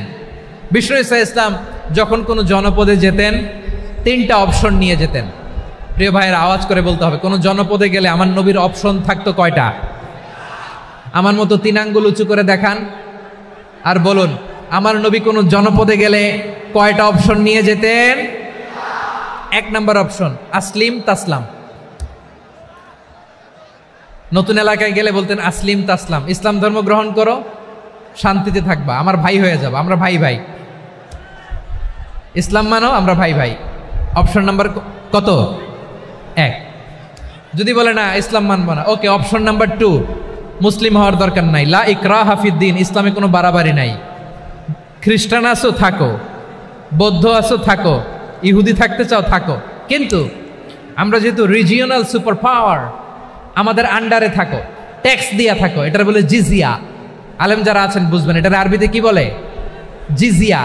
You pay us the tax, we will give you the security. তোমরা ট্যাক্স দিবা, আমরা সিকিউরিটি দিব, আমাদের আওতায় থাকবা, কেউ তোমাদেরকে আক্রমণ করতে পারবে না, আমরা নিরাপত্তা দিব। সুবহানাল্লাহ বলেন। এটা অপশন নাম্বার কত? আচ্ছা, বুঝে থাকলে বলেন 1 নাম্বার অপশন কি ছিল? ইসলাম। ইসলাম মানো, শান্তিতে থাকবা, ভাই ভাই, আমরা ভাই ভাই। অপশন নাম্বার 2, ট্যাক্স দাও, আমরা নিরাপত্তা দিব, মুসলিম হওয়া লাগবে না। এখন 1 নাম্বারও মানে না, 2 নাম্বারও মানে না, মুসলিম হবো না, ভালো, খ্রিস্টান থাকো, ট্যাক্স দাও, আমরা সিকিউরিটি দিব না, এইটাও মানি না। বিষ্ণু বলেন, তাহলে তলোয়ার আমাদের আর তোমাদের মাঝে ফয়সালা করবে। মুসলিমও হবে না, ট্যাক্স দিবা, নিরাপত্তা দিব, আমরা সুপার পাওয়ার, আমাদের আন্ডারে থাকবে, এইটাও না। তাহলে তোমাদেরকে তো আমরা বিশ্বাস করতে পারি না, কখন না কখন বিশ্বাসঘাতকতা করো, কার সাথে মিলে হাত মিলাও, তলোয়ার আমাদের মাঝে ফয়সালা করবে। তখন তিনি জেহাদের সশস্ত্র সংগ্রামের ঘোষণা দিতেন। সুবহানাল্লাহ পড়েন। দেখেন, পশ্চিমারা জেহাদকে এইভাবে চিত্রায়িত করে না। ওরা জেহাদ বলতে বোঝায় তলোয়ার, হাত কাটো, গলা কাটো, না। জেহাদ সশস্ত্র সংগ্রাম 3 নম্বরে। অধিকাংশ ক্ষেত্রেই বিশ্বনবীর সুন্দর আচরণ দেখে, আরে আমার নবীর যে নুরানি চেহারা, অনেকে তো কেবল সিরেফ চেহারাটা দেখেই কালিমা পড়ে মুসলমান হয়ে গিয়েছে। যারা মুসলিম হয় নাই তারা তাদের ইসলামেই বলবৎ ছিল, ট্যাক্স দিয়ে ইসলামের আন্ডারে ছিল। যারা এটাও মানে নাই, ওইটাও মানে নাই, তাদের বিরুদ্ধে জেহাদ। বিষ্ণু ইসলাম 7ম হিজরিতে যখন খায়বার বিজয়ের পরে ইসলাম রিজিওনাল সুপার পাওয়ার হিসেবে আত্মপ্রকাশ করলো, বিশ্বনবী চিঠি লিখলেন অন্যান্য সুপার পাওয়ারের কাছে, রাষ্ট্রীয় চিঠি লেখে এক রাষ্ট্রপ্রধান আরেক রাষ্ট্রপ্রধানের কাছে। ঠিক কিনা বলেন? জানেন না আপনারা? এই যে 24-এর ছাত্র নাগরিক অভ্যুত্থানে, এই অভ্যুত্থান যখন শুরু হয়, আমি তখন সাউথ আফ্রিকাতে, একটা স্ট্যাটাস দিয়েছিলাম, কোটা নয় গোটা দেশ সংস্কার করা লাগবে। শুধু বাংলাদেশ নয়, সারা বিশ্বের বাংলা ভাষাভাষী লোকেরা এই আন্দোলনের সাথে সমর্থন তারা করেছে, এটাকে সাপোর্ট করেছে, তারা সমর্থন দিয়েছে। আমাদের ইউনাইটেড আরব আমিরাতের বাংলাদেশি ভাইয়েরা, তারা সেখানে রাস্তায় নেমে এসেছিল, জানেন? ওইখানে ডেমনস্ট্রেশন করা যায় না, সেখানকার সরকার তাদেরকে যাবজ্জীবন দিয়েছিল। তখন আমাদের এই যে প্রধান উপদেষ্টা ডক্টর মোহাম্মদ ইউনূস সরাসরি G2G বলে, এটারে G2G, government to government, G2G, উনি চিঠি লিখলেন যে তাদেরকে, ইউর হাইনেস, হে সম্মানিত আমির, আপনি আমার এই চিঠির কারণে আমার সম্মানে এই 53 জন বাংলাদেশিকে মাফ করে দেন। এই চিঠির বদৌলতে বেকসুর খালাস পেয়ে গিয়েছিল আমাদের ভাইরা। জানেন না এই ঘটনা আপনারা? তাহলে গভর্নমেন্ট টু গভর্নমেন্ট চিঠি দেওয়া হয়। 7ম হিজরিতে বিষ্ণু ইসলাম সব সুপার পাওয়ারের কাছে চিঠি দিলেন, রোমান সম্রাটের কাছে, পারস্য অধিপতির কাছে, মিশরের অধিপতির কাছে, সবার কাছে চিঠি লিখলেন। চিঠির ভাষা ছিল এরকম, মিন মুহাম্মাদিন রাসূলিল্লাহ ইলা মুকাউকিস আযীমিল কিবত, মুহাম্মদ রাসূলুল্লাহর পক্ষ থেকে মিশরের বাদশার কাছে, আসলিম তাসলাম, ইসলাম মানো, শান্তিতে থাকবা, সালামুন আলা মান ইত্তাবা আল হুদা, শান্তি তার জন্য যে হেদায়েতের অনুসরণ করে। সুবহানাল্লাহ পড়েন। তো এই চিঠি অনেকে ভালোভাবে রিসিভ করেছে, অনেকে এই চিঠি পাওয়ার পরে নবীর কাছে আবার ইন রিটার্ন উপহার পাঠিয়েছে। কি পাঠিয়েছে? উপহার। মিশরের বাদশাহ মুকাউকেস তিনি বিশ্বনবীকে বিশাল এক উপহারের ডালি পাঠিয়েছেন। মিশরের বাদশাহ মুকাউকেস ছিলেন ধর্মে খ্রিস্টান। লালমনিরহাটের ভাইয়েরা আওয়াজ করে বলেন, মিশরের বাদশাহ ধর্মে কি ছিল? খ্রিস্টান। কি উপহার দিয়েছিল আমার নবীকে? শুনতে মনে চায়? আওয়াজ নাই লালমনিরহাটের গলায়, শুনতে মনে চায়? 1000 স্বর্ণমুদ্রা, 1000 স্বর্ণমুদ্রা। 2টা খ্রিস্টান দাসী, একজনের নাম মারিয়া বিনতে শামাউন আল কিবতিয়া, আরেকজনের নাম সিরিন বিনতে শামাউন আল কিবতিয়া। একজন খ্রিস্টান দাস 20 থান কাপড় জামা বানানোর জন্য, আমরা নবী যেন সেলাই করে জামা বানাতে পারে এজন্য 20 থান কাপড়, 20 থান ফাইন গার্মেন্ট। সুবহানাল্লাহ পড়বেন না? এরপরে একটা গাধা যেটার নাম ছিল উফাইর, আর একটা খচ্চর, এটার নাম ছিল দুলদুল। খচ্চর চিনেন? গাধা আর ঘোড়ার ক্রসিং এ যে প্রাণীটা দুনিয়াতে আসে এটার খচ্চর বলে। তো এই যে সুপার পাওয়ার খ্রিস্টান বাদশার কাছে নবী চিঠি লিখলেন, ওই খ্রিস্টান বাদশাহ আমার নবীকে উপহার দিল। বিশ্বনবী এই উপহারগুলো সানন্দে গ্রহণ করেছে। সুবহানাল্লাহ পড়বেন না? তাহলে অমুসলিম কেউ যদি আপনাকে উপহার দেয়, হালাল উপহার হলে আপনি গ্রহণ করতে পারবেন। অনুরূপভাবে পারস্যের বাদশাহ, রোম সম্রাট বিশ্বনবীকে উপহার পাঠিয়েছেন। আমার নবী সবগুলো উপহার গিফট গ্রহণ করেছেন। সুবহানাল্লাহ বলেন। তাহলে প্রিয় লালমনিরহাট আওয়াজ করে বলুন, ইসলাম কি ন্যারো মাইন্ডেড রিলিজিয়ন না ব্রড মাইন্ডেড? আম্মাজান আয়েশার কাছে মাসালা জানতে চায় মেয়েরা, হে আম্মাজান, অগ্নি উপাসকেরা তাদের ঈদের দিন নওরোজের সময় আমাদেরকে পাখি দেয়, নেওয়া যাবে? উনি বললেন, ওরা জবাই করে দিলে নেওয়া যাবে না, কিন্তু ওরা যদি ফলমূল এরকম খাবার দেয় এগুলো নেওয়া যাবে। তার মানে অমুসলিমদের দেয়া উপহার এটা গ্রহণ করা যায়। সুবহানাল্লাহ বলেন। শুধু তাই নয়, বিষ্ণু ঈসা ইসলাম অমুসলিমদের সাথে আর্থিক লেনদেনও করেছেন, ফিনান্সিয়াল ডিলিং করেছেন। অমুসলিমদের সাথে প্রয়োজনে আপনি ফিনান্সিয়াল ডিলিং করতে পারবেন। আমরা প্রায় দেখি বাজারের মিষ্টির দোকানগুলো আমার হিন্দু ভাইদের। লালমনিরহাটে মিষ্টির দোকান, দইয়ের দোকান কারা চালায়? হিন্দুরা চালায় না? তারপরে যে বারবার শপ, চুল কাটে যে নাপিত, অধিকাংশ নাপিতের দোকানে কারা? আমার হিন্দু ভাইরা। তা আপনি চুল কাটতে পারবেন কিনা? পারবেন কিনা বলেন? পারবেন। তার দোকান থেকে দই মিষ্টি কিনতে পারবেন কিনা? হ্যাঁ, আমার মুসলিম ভাইয়ের দোকান থাকলে ওইটারে আমি বেশি প্রায়োরিটি দিব, ঠিক কিনা? কিন্তু যদি তাদের সার্ভিস নিতে চান, প্রোডাক্ট নিতে চান, পারবেন। তার দলিল সহিহ বুখারী, আম্মা জান আয়েশা রাদিয়াল্লাহু তাআলা আনহা বলেন, ইশতারা রাসূলুল্লাহ সাল্লাল্লাহু আলাইহি ওয়াসাল্লাম মিন ইয়াহুদিয়িন তুআমান ওয়া রাহানাহু দিরআহু মিন হাদিদ। রাসূল সাল্লাল্লাহু আলাইহি ওয়াসাল্লাম এক ইহুদির কাছ থেকে, কার কাছ থেকে? সবাই বলে নাই কার কাছ থেকে? আমার নবী, পেয়ারা নবী এক ইহুদির কাছ থেকে জব কিনেছিল। জব, বার্লি, যেটা দিয়ে রুটি বানায়। ওই জবের দাম দেওয়ার টাকা পয়সা নবীর কাছে ছিল না। ফলে নবী ওনার একটা পোশাককে মর্গেজ রেখেছিলেন, মর্গেজ, বন্ধক, যে এখন এটার দাম দিতে পারবো না, কয়েক কেজি বার্লি নিয়ে যাই আর বন্ধক হিসেবে আমার জামাটা রেখে গেলাম, যেই দিন দাম দিব ওই দিন জামাটা ছুটায় নিয়ে যাব। সুবহানাল্লাহ পড়বেন না? বাকিতে নিছিলেন, বাকিতে। দিরআহু মিন হাদিদ, লোহার তৈরি বর্ম, মানে যুদ্ধের পোশাক, লোহা দিয়ে বানানো। বিষ্ণুনবী বললেন, কয়েক কেজি জব দাও, টাকাটা পরে দিব, এখন টাকা নাই, বন্ধক হিসেবে, মর্গেজ হিসেবে আমার জামা রেখে গেলাম, যখন টাকা দিব জামা ছুটায় নিব। আওয়াজ করে বলতে হবে সুবহানাল্লাহ। এ থেকে বোঝা গেল অমুসলিমদের সাথে ফিনান্সিয়াল ডিলিং করা যায়, অর্থনৈতিক লেনদেন করা যায়, কেনাবেচা করা যায়, প্রোডাক্ট কেনা যায়। এমনকি আমাদের মসজিদে নববীতে বারান্দায় আপনার একটা অটোমেটিক ফ্লাইং আমব্রেলা দেখছেন? সূর্য যখন বাড়ে মসজিদে নববীর বারান্দায় ইয়ার্ডের মধ্যে অটোমেটিক্যালি কিছু আমব্রেলা আছে, সাঁ করে খুলে যায়, আর সূর্যের তাপ লাগে না। আবার সন্ধ্যাবেলায় এই আমব্রেলাগুলো ওরা ক্লোজ করে ফেলে, দেখেন নাই না? দেখছেন? এই মসজিদে নববীকে সর্বোচ্চ উন্নত মানের কনস্ট্রাকশন ইনফ্রাস্ট্রাকচার ডেভেলপ করার জন্য কর্তৃপক্ষ কিছু অমুসলিম ইঞ্জিনিয়ারের ডিজাইনারের সহায়তা নিয়েছিল। সুবহানাল্লাহ বলেন। কোন দলিলের ভিত্তিতে? এই দলিলের ভিত্তিতে যে বিষ্ণু ঈসা ইসলাম অমুসলিমদের সাথেও লেনদেন করেছেন। আওয়াজ করে বলতে হবে আল্লাহু আকবার।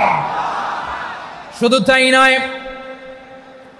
ইন কেস অফ ইমার্জেন্সি, প্রয়োজনে ইসলামের খাতিরে ইসলামকে সামনের দিকে এগিয়ে নিয়ে যাওয়ার জন্য অমুসলিমদের সাপোর্ট নেওয়া জায়েজ আছে। সুবহানাল্লাহ বলেন। অমুসলিমদের সাপোর্ট নেয়া, তাদের থেকে অর্থ নেয়া, পলিটিক্যাল সাপোর্ট, পলিটিক্যাল অ্যাসাইলাম নেওয়া জায়েজ আছে। আমাদের অনেক বিশ্ববরেণ্য দায়ীরা আমেরিকায় অস্থায়ীভাবে অ্যাসাইলাম নিয়ে থাকে, নিজের দেশে গেলে ফাঁসিতে ঝুলাই দিবে। যুগ যুগ ধরে দায়ীদের উপরে এরকম অত্যাচার আর নির্যাতন আছে না নাই?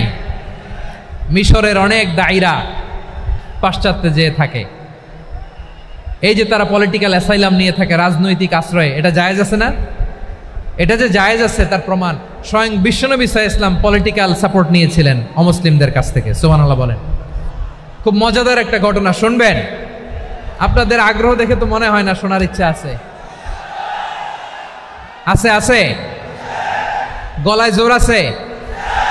লিল্লাহি তাকবীর, লিল্লাহি তাকবীর, নারে তাকবীর। মাশাআল্লাহ।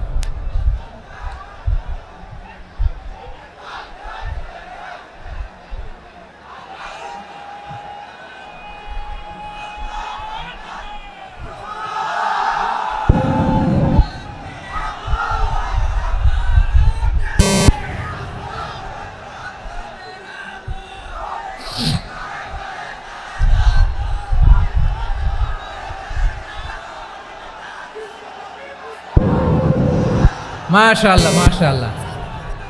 থামুন থামুন আমার ভাইরা। বিশ্বনবীর বয়স তখন প্রায় 51 বছর। কত বছর?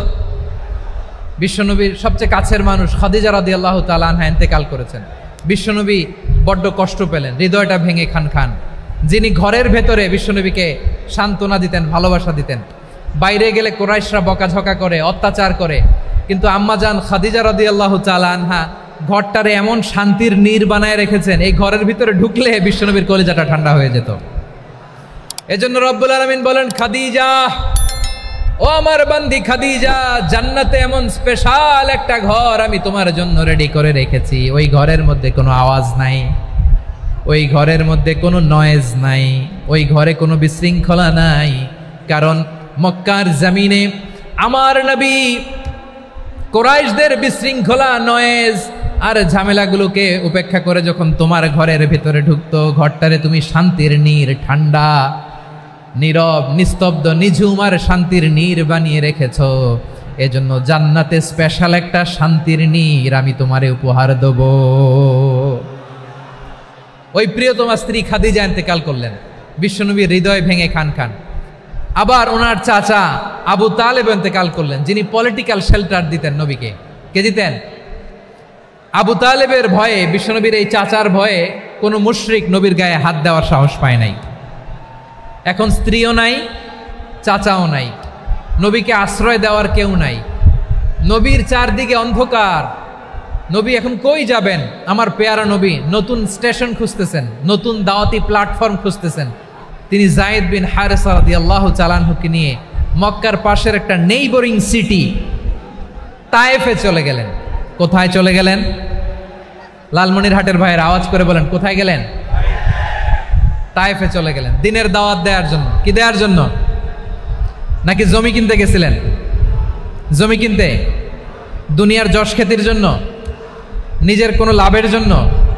তায়েফবাসীদেরকে জাহান্নামের আগুন থেকে বাঁচানোর জন্য। আওয়াজ করে বলতে হবে ঠিক কিনা? বিশ্বনবী বিশাল মরুপথ, পাহাড়ি পথ পাড়ি দিয়ে তায়েফের মরুজমিনে গেলেন কোরআনের দাওয়াত নিয়ে, ইমানের দাওয়াত নিয়ে। কিন্তু তায়েফের লোকেরা বিশ্বনবীর দাওয়াতকে শুধু প্রত্যাখ্যান করেই থামে নাই, তারা বিশ্বনবীর সাথে অত্যন্ত খারাপ আচরণ করেছে। বিশ্বনবীকে শারীরিকভাবে হেনস্থা করেছে, আমার নবীকে শারীরিকভাবে অত্যাচার করেছে, আমার পেয়ারা নবীর গায়ে পাথর মেরেছে। বিশ্বনবীর গা বেয়ে ঝরঝর করে রক্ত ঝরেছে, নবী জামিনের মধ্যে লুটিয়ে পড়েছেন, আবার মেরেছে, আবার নবী হাঁটতে শুরু করলেন, পেছন থেকে আবার মেরেছে, আবার নবী রক্তাক্ত হয়ে জামিনের মধ্যে লুটিয়ে পড়লেন, আবার মেরেছে। বিশ্বনবীর মতো এত সুশ্রী মানব, বিশ্বনবীর মতো এত শুভ্র মানব, বিশ্বনবীর মতো এমন চমৎকার দেহাবয়ব দিয়ে রব্বুল আলামিন কাউকে বানান নাই। এরকম চমৎকার মানুষটাকে তারা তায়েফের ওই জামিনে রক্তাক্ত করেছে। বিশ্বনবী দুনিয়ার কোনো স্বার্থের জন্য সেখানে যান নাই, নিজের কোনো লাভের জন্য, প্রাপ্তির জন্য যান নাই, তায়েফবাসীদের জাহান্নামের আগুন থেকে বাঁচাতে গিয়েছেন। ঠিক কিনা বলেন? খেয়ে না খেয়ে দিন প্রচারের কাজে নিজেকে দিয়েছ বিলিয়ে, তায়েফের কাফিরেরা চিনল না সে আলো, দুষ্ট ছেলেদের পিছু দিল লেলিয়ে, পাথরের আঘাতে ক্ষত বিক্ষত হয়ে সারা শরীর থেকে রক্ত ঝরে। হে রাসূল তোমাকে ভুলি আমি কেমন করে, হে রাসূল তোমাকে ভুলি আমি কেমন করে। পারেন না আপনারা? ধরুন আমার সাথে। হাজার ব্যথা বেদনার পরে ফিরে আসনি তুমি আপন ঘরে, দিনের আলো তুমি ছড়িয়ে দিতে, চলে গেলে মদিনায় মক্কা ছেড়ে।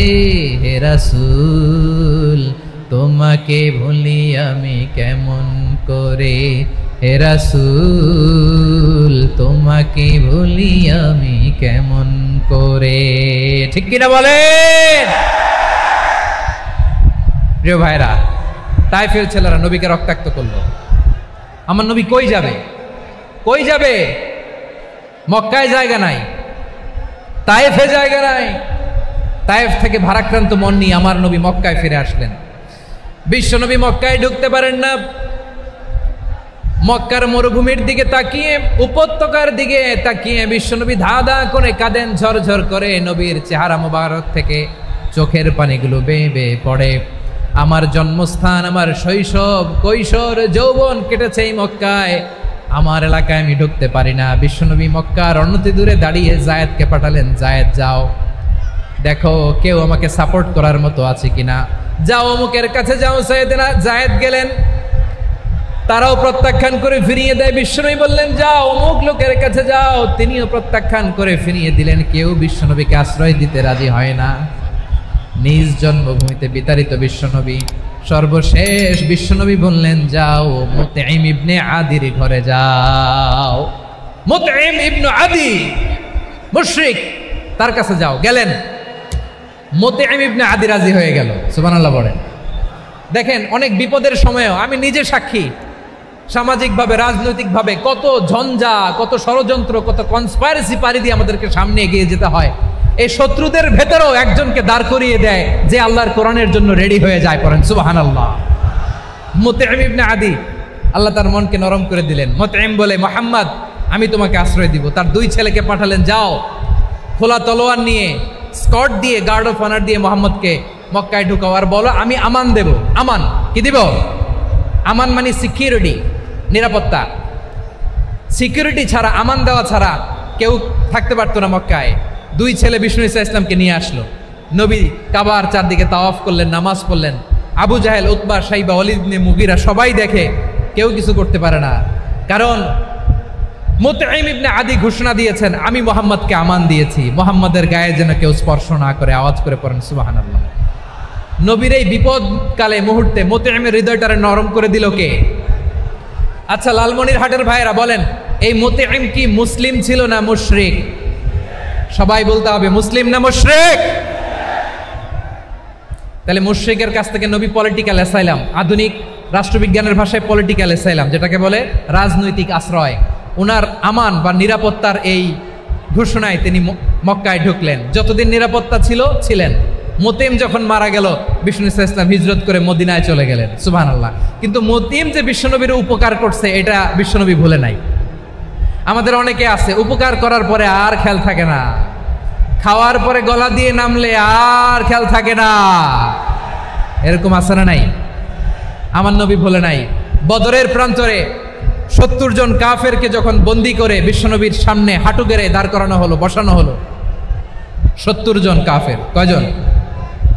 বিশ্বনবী তাদের দিকে তাকিয়ে বললেন, সহিহ বুখারীর বর্ণনা, লাউ কানাল মুতঈম ইবনু আদি হাইয়ান সুম্মা কাল্লামানি হাউলাইন নাতনা লা তারাকতুহুম লাহু। বদরের প্রান্তরে 70 জন বন্দি কাফিরের দিকে তাকিয়ে আমার নবী বললেন, আজকে মুতঈম ইবনে আদি যদি বেঁচে থাকতো আর তোমাদের 70 জনের ব্যাপারে যদি মুতঈম এক বাক্যে একটা সুপারিশ করত, তার সম্মানে আজকে তোদের সবাইরে আমি মাফ করে দিতাম। সুবহানাল্লাহ নাই? ওই যে চিল্লাচিল্লি যে কথা বোঝে নাই, কোন জিনিস মিস করছে ওরা নিজেরাও বোঝে নাই। বিশ্বনবী মুতঈমের এই সাহায্যের কথা বলে নাই। 70 জন মুশরিক হাঁটু গেড়ে বসা, নবী চাইলে এখনই এক্সিকিউশন অর্ডার দিতে পারে। তিনি বললেন, আজকে যদি মুতঈম বেঁচে থাকতো আর মুতঈম যদি তোদের জন্য সুপারিশ করতে, এই আবর্জনাগুলোর ব্যাপারে সুপারিশ করতে, আমি মুহূর্তেই তোদেরকে এমনি মাফ করে দিতাম। এবার বলেন, ইসলাম কি ন্যারো মাইন্ডেড না ব্রড মাইন্ডেড?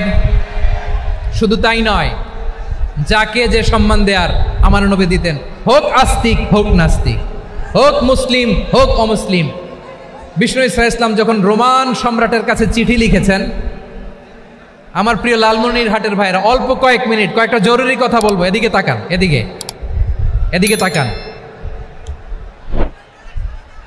রোমান সম্রাটের কাছে বিশ্বনবী যখন চিঠি লিখলেন মিন মুহাম্মদ রাসূলিল্লাহ ইলা হিরাকলা আযীমির রোম, মুহাম্মদের পক্ষ থেকে হিরাক্লিয়াসের কাছে, যিনি হচ্ছেন আযীমির রোম।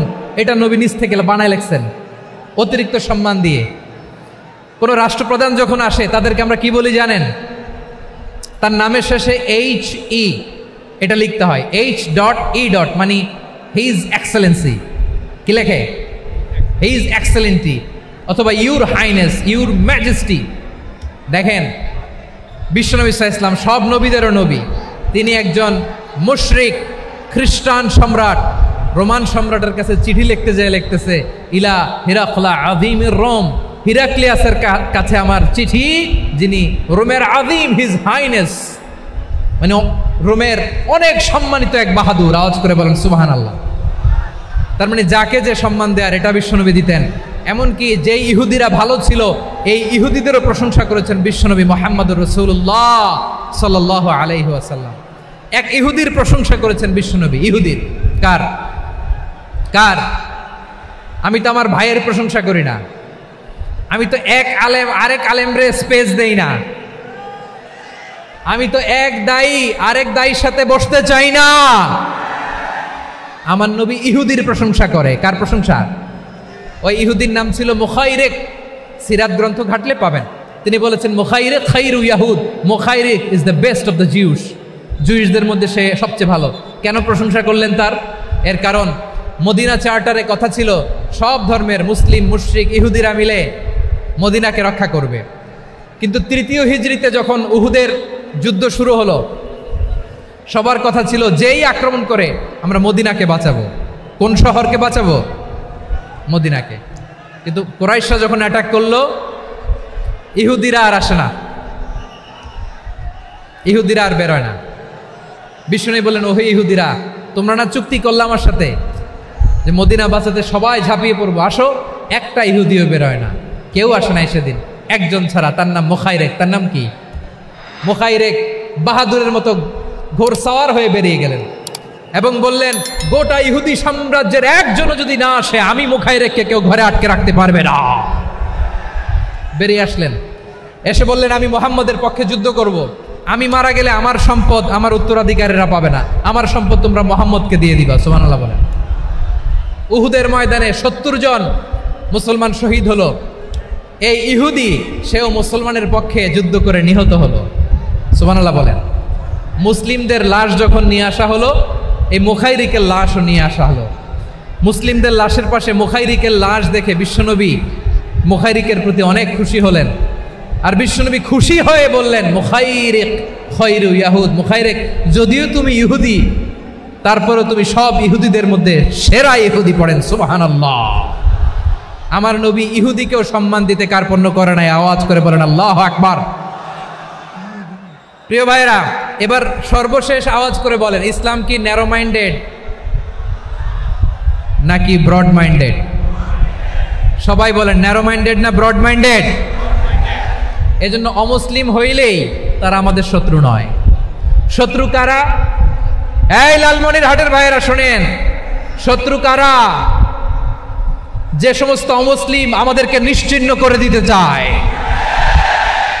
যে সমস্ত অমুসলিম আমাদের ভূখণ্ড থেকে আমাদেরকে তাড়িয়ে দিতে চায়, যে সমস্ত অমুসলিম আমার ধর্ম নিয়ে তুচ্ছতাচ্ছিল্য করে চিল্লায় বলেন ঠিক কিনা, তারা আমাদের শত্রু। সাধারণ অমুসলিমরা আমার শত্রু নয়। এই যে হিন্দুরা থাকে এরা আমার ভাই, বৌদ্ধরা আমার ভাই, খ্রিস্টানরা আমার ভাই, ইহুদিরা আমার ভাই। তারা দিনই ভাই নয়, তারা মায়ের পেটের ভাই নয়, তারা মানবিক দিক থেকে ভাই। ও মানুষ, আমিও মানুষ। ইসলাম মানুষকে সম্মান করে, চিল্লায় বলো ঠিক কিনা। যারা আমাদের অস্তিত্বকে নিশ্চিহ্ন করতে চায়, যারা আমাদের ভূখণ্ডকে দখল করতে চায়, যারা আমাদেরকে নিয়ে মকারি করে, ফান করে, টিটকারি করে, আমার ধর্ম নিয়ে খেলা করে, তাচ্ছিল্য করে, ওদের বিরুদ্ধে আমাদের জিহাদ। সাধারণ মুসলিম আমাদের শত্রু নয়। আপনি জানেন নিউ ইয়র্কে, আমি তো নিউ ইয়র্কে ছিলাম অনেকদিন, ওখানে ফিলিস্তিনিদের পক্ষে যখন আমরা মিছিল করেছি, অনেক ইহুদি আমাদের সাথে মিছিলে দাঁড়িয়েছে। কারণ ওরাও জানে এই ভূখণ্ড ফিলিস্তিনিদের ভূখণ্ড। আওয়াজ করে বলো লালমনিরহাট ঠিক কিনা। ইসরায়েলের রাজধানী খোদ তেল আবিবে অনেক ইহুদিরা বেঞ্জামিন নেতানিয়াহু তার বিরুদ্ধে মিছিল করেছে। তো তারা কি আমাদের শত্রু? না। অনেক খ্রিস্টান আমাদের সাথে আমাদের স্বার্থ রক্ষায় আমাদের পাশে দাঁড়িয়েছে। খেয়াল রাখবেন, হিন্দু আর হিন্দুত্ববাদ এক নয়, ইহুদি ধর্ম আর জায়নিজম এক নয়। জায়নিজমের বিরুদ্ধে আমাদের সংগ্রাম, আমাদের জেহাদ, চিল্লায় বলেন ঠিক কিনা। এই যে ফিলিস্তিনের ভাইয়েরা, তারা তাদের স্বাধীনতা সংগ্রামের জন্য লড়াই করছে, করে যাচ্ছে, আমরা এটাকে সমর্থন জানাই, চিল্লায় বলো ঠিক কিনা। কাশ্মীরের ভাইয়েরা স্বাধীনতার জন্য সংগ্রাম করছে, আমরা সেই সংগ্রামকে সমর্থন জানাই, আওয়াজ করে বলো ঠিক কিনা। যারাই আমাদের ইসলামকে নিশ্চিহ্ন করতে চায় তাদের বিরুদ্ধে আমাদের সংগ্রাম, আওয়াজ করে বলতে হবে ঠিক কিনা। ওই সমস্ত দুর্বৃত্তদের সাথে আমাদের কোনো সম্পর্ক নাই। আমরা যদি ঐক্যবদ্ধ থাকতে পারি, ওই দুর্বৃত্তরা চান্স পাবে না। আমরা ঐক্যবদ্ধ থাকতে রাজি আছি। লালমনিরহাটের ভাইয়েরা, আমরা ঐক্যবদ্ধ থাকলে ওই দুর্বৃত্তদের কালো হাত ভেঙে দিতে আমাদের সময় লাগবে না। তাদের কালো হাত ভেঙে দিতে রাজি আছো মুসলমান? কারা কারা রাজি? দু হাত তুলে দেখাও।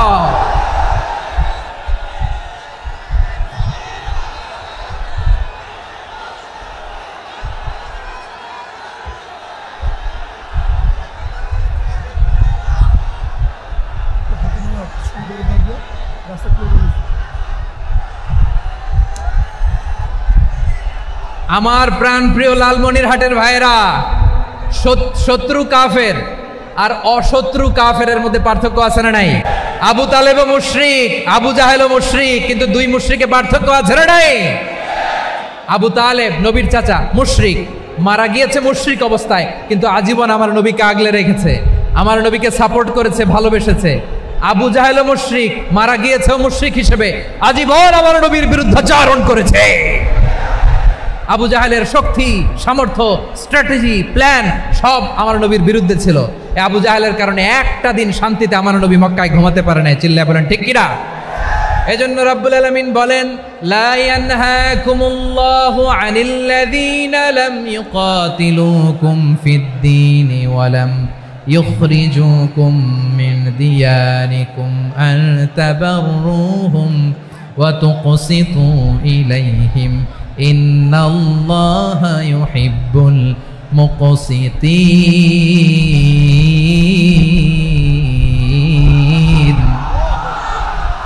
আল্লাহ বলে, গোলামেরা শোনো শোনো, যে সমস্ত অমুসলিম তোমাদের সাথে ধর্মযুদ্ধে লিপ্ত হয় না, তোমাদের বিরুদ্ধে যে সমস্ত অমুসলিম অস্ত্র ধরে না, যে সমস্ত অমুসলিম তোমাদেরকে তোমাদের জন্মস্থান থেকে, ভূখণ্ড থেকে তাড়িয়ে দেয় না, তাদের সাথে ভালো আচরণ করতে আমি আল্লাহ নিষেধ করি নাই, তাদের সাথে সদাচরণে কোনো নিষেধাজ্ঞা নাই। বরং তাদের সাথে সদাচরণ করো, এটাই আমি আল্লাহ চাই। তাহলে আমার যে অমুসলিমরা আমাদের সাথে শত্রুতা করে না, তুচ্ছতাচ্ছিল্য করে না, আমাদের ভূমি থেকে আমাদেরকে উচ্ছেদ করতে চায় না, আমাদের বিরুদ্ধে অস্ত্র ধরে না, ওই অমুসলিম ভাইদের সাথে আমাদের কোনো দ্বন্দ্ব আছে? কোনো বিরোধ আছে? বরং আছে ভালোবাসা। বরং আছে কি? এই ভালোবাসা দিয়েই আমরা বিশ্ব জয় করব। রাজি আছো মুসলমান?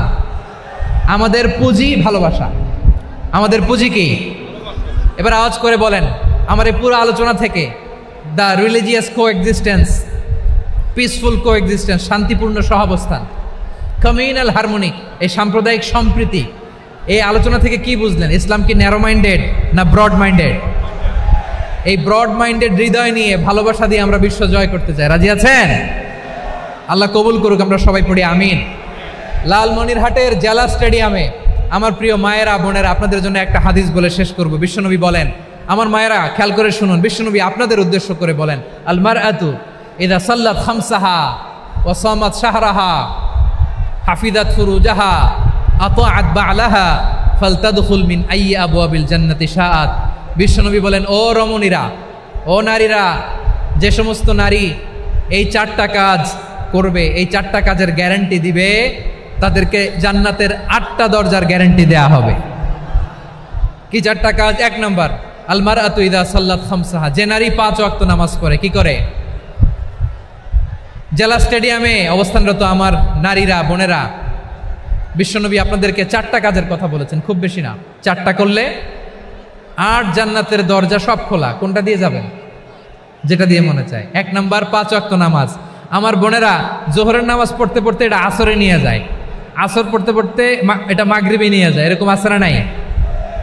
লালমনিরহাটে হয়তো নাই। আমার বোনেরা এটা করবেন না। ইন্নাস সালাতা কানাত আলাল মুমিনিনা কিতাবাম মাওকুতা, সময় মতো পড়বেন। সামাত শাহরা, রমাদানের রোজাগুলো রাখবেন। হাফিজাত ফুরুজাহা, যে নারী তার চরিত্রকে হেফাজত করে, তার প্রাইভেট হেফাজত করে, তার লজ্জাস্থান হেফাজত করে। ও মায়েরা, আপনার এই গর্ভ যে কত দামি আপনি জানেন না। আপনার এই গর্ভ থেকে জন্মাবে আগামীর সালাহুদ্দিন আল আইয়ুবী। আপনার গর্ভ থেকেই জন্মাবে ইমাম আল মাহদি আল মুনতাজার। আপনার পেট থেকে জন্মাবে আবু সাইদের মতো বীর সৈনিক। আপনার পেট থেকে জন্মাবে মুগ্ধের মতো বীর মুজাহিদ। আপনি জানেন না কে আসবে আপনার পেট থেকে। সময়টাকে কাজে লাগান, ইসলামকে বুঝেন, মানেন, আমাদের ইসলামিক লেকচারগুলো শোনেন। আমরা যে বার্তাগুলো, ইনস্ট্রাকশনগুলো, দিক নির্দেশনাগুলো আপনাদের খেদমতে রাখি, এগুলো মেনে চলুন। আপনিই পারেন আপনার ঘরটাকে জান্নাতের টুকরা বানাতে। একটা family, it's a very big institution and you are the MD, the managing director of this institution. চিল্লায় বলেন ঠিক কিনা? চাইলেই পারেন ঘরটারে জান্নাতের টুকরা বানাতে। 5 ওয়াক্ত সালাত, রমাদানের রোজা, নিজের চরিত্রের হেফাজত, ও আতাআত বা'লাহা, স্বামীর আনুগত্য। এটাতে অনেকে ভুল করে থাকে। হায় রে আমার বোনেরা, স্বামীর আনুগত্যকে এটা নিজের অপমান মনে করবেন না। আপনার স্বামী আপনার সবচেয়ে বড় গার্ডিয়ান, তিনি আপনার সবচেয়ে ভালো চায়। নারী কখনো গার্ডিয়ানশিপের বাইরে থাকতে পারে না। হয় আপনি বাবার গার্ডিয়ানশিপের ভেতরে, বাপ না থাকলে ভাই আপনার গার্ডিয়ান, ভাই না থাকলে চাচা গার্ডিয়ান, বিয়ের পরে আপনার স্বামী আপনার গার্ডিয়ান। শরিয়া সম্মত স্বামীর আদেশগুলো আপনি মেনে চলবেন, কিন্তু শরিয়া বিরুদ্ধ কোনো আদেশ মানতে আপনি বাধ্য নয়। আওয়াজ করে বলুন সবাই ঠিক কিনা? এই 4টা কাজ যদি কোনো নারী করে, বিশ্বনবী বলেন জান্নাতের 8টা দরজা খোলা। তোমার যেটা দিয়ে মনে চায় সেটা দিয়ে জান্নাতে তুমি এন্ট্রি নিতে পারবা। আমরা এখানে লালমনিরহাটের সোহরাওয়ার্দী ময়দানে আজকে যেমন একত্রিত হতে পারলাম, আল্লাহর জান্নাতেও যেন একত্রিত হতে পারে। আল্লাহ তুমি তৌফিক দান করো। আল্লাহ আমার এই কলিজার টুকরা যুবক ভাইদেরকে তুমি ওমরে ফারুকের মতো কবুল করো। জেলা স্টেডিয়ামে অবস্থানরত আমার মা বোনদেরকে তুমি ফাতেমার মতো, খাদিজার মতো কবুল করো। আমাদের কলিজার টুকরা সন্তানদেরকে তুমি সালাউদ্দিন আল আইয়ুবীর মতো কবুল করো। এই যে ইসলামিক সোসাইটি লালমনিরহাটকে আল্লাহ তুমি কবুল করো। আল্লাহ যে কথাগুলো বললাম এগুলো প্রথমে আমাকে, আমার সব ভাইদেরকে আমল করার তৌফিক দান করো।